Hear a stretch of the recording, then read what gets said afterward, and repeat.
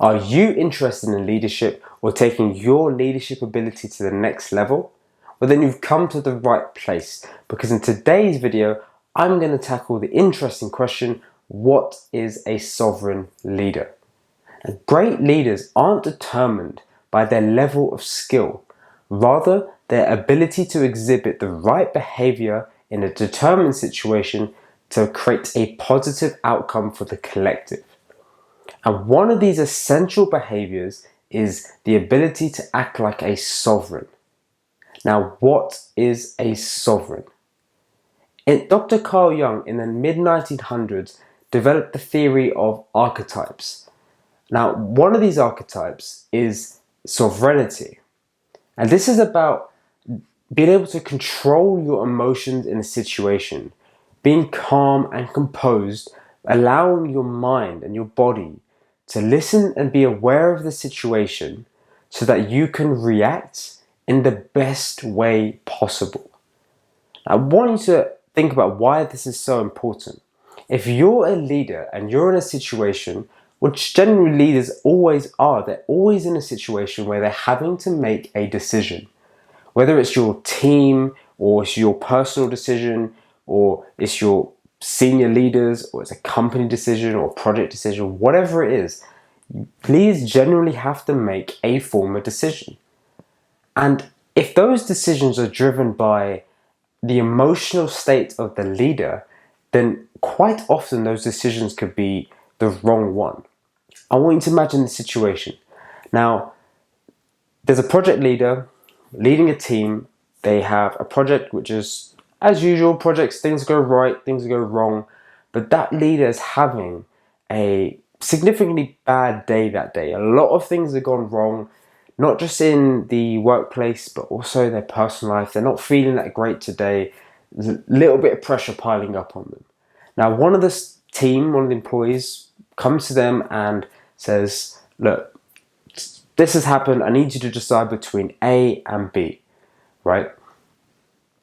And because of the emotional state of that leader, they're not really thinking, and they're just like, I can't be bothered to deal with the situation. Just do what you want, go with A, whatever it is. Not really considering everything that goes into that decision. So what's the pros and cons of A? What's the pros and cons of B? What's the likely outcomes? That they let their emotion drive that situation, which could, it may be right, it may be wrong, but it could lead to a bad decision. That's why being able to control the emotion is very important in leadership. Now, how does this apply to real life? Obviously, I've just used a leadership example, but I want you to focus on a real person. So the Queen of England. And you're probably thinking, that's quite big. But the Queen is essentially the ultimate sovereign. Every year, the Queen delivers a speech to her population, to all the people watching on TV or listening on radio, wherever it is. The Queen delivers a speech with the calmness and composure of a sovereign leader. No matter what has happened in the year gone by, the Queen will deliver a speech which the aim of that speech is to create peace and calm and give hope for the future. Let's just look at the speech the Queen delivered at the end of 2020 with the COVID-19 pandemic. It was one of hope. It was one of filling people with a reason to go on. And that it was done with the calmness and composure of a sovereign leader. Now imagine the Queen was very panicked. I assume the Queen herself has, at that year, had faced a lot of emotional taxation on stress on herself, her family, like everybody else. Now imagine if she'd done that with a panic state. That would create panic and frustration amongst the population. But as a sovereign leader, and you might be thinking, well, that's the Queen, but that same behavior applies to all leaders. The Queen behaves in such a way that creates calmness. Like imagine that project situation I was talking about earlier. Imagine there was 100 decisions to be made then, and there's people running all around, and the leader's just going, yeah, this, I don't know that, and adding to the chaos. But instead, the leader took control of their emotions, calmed the situation down, and calmly, composedly went through each decision, spoke to each person, and took control of their emotions. That would be a completely different situation. And that is quite important in leadership. That's one of a very important behavior to exhibit as a leader. Okay, so how do you behave like a sovereign leader? So we now know what a sovereign leader is. How do you behave like one? Well, it's very important to understand two influences. Each person is influenced by internal and external influences. Now, these are things that happen throughout the day, throughout someone's life, which will influence how they behave in that situation. Now, this is the key point. When a leader is self-aware, so they're aware of what is influencing them internally and externally, they can then take control of the situation. Now, an internal influence is an influence which is happening within yourself, where things like self-doubt or past experiences leading you to believe that, okay, maybe I'm not good enough to make this decision, or maybe a prejudice against somebody that is enabling you to make a decision about choosing one person over the other, such as the interview situation. Now, that's an internal influence.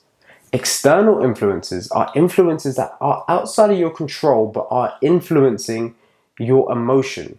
Now, this could be, I don't know, you was driving into work and somebody drove into your car, or you was getting off the train in the morning and somebody pushed you and you dropped your bag and your laptop cracked. Something like that. That's an external influence which is going to make a change in your internal state.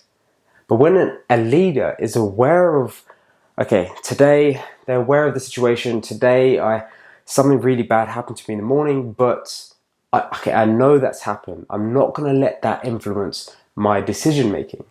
Now imagine this situation, this scenario here. As a leader, you are developing and bringing on a new team. You're working for a startup company, and one of your key roles is to bring on 5 new members. Now, one of your internal influences could have been your upbringing. Your upbringing could determine whether you choose one candidate over another. And it could be for a multitude of reasons, which is covered in various videos today. It could be, it could be where they went to school. It could be their color of their skin, what country they're from, how they speak, all kinds of things, right? Now, if a leader was aware of that situation, they said, okay, I know this is something that's internal, and this may influence my decision. But once they are aware of it, they are able to control it. That's how big these things are. This is how important self-awareness of internal and external influences can be. And once a leader is aware of it, they are then enabling themselves to be in control of their emotions and the situation, which is a behavior of a sovereign leader. That is very important in leadership.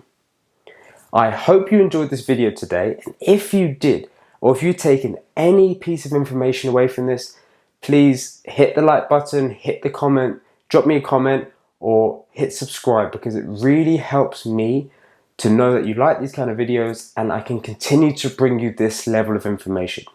Thank you very much for watching. This is JT signing out.